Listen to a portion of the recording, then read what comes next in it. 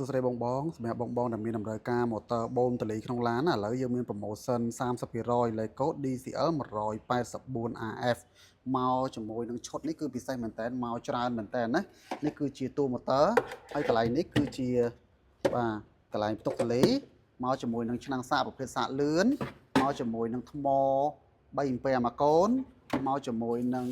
បាទក្បាលបូមនៅលើកាំញីបាទមកជាមួយនឹងក្បាលបូមបាទមានក្បាលបូមនៅលើ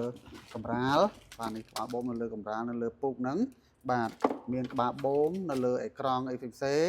បាទមានក្បាលបូមកន្លែងចង្អៀតដូចជាដៃទ្វាបាទមានក្បាលអានេះក្បាលផ្លុំយើងដាក់ផ្នែកខាងនេះទៅជាក្បាលផ្លុំម្ដងណាបាទនេះផ្លុំបាទមកជាមួយនឹងអឺ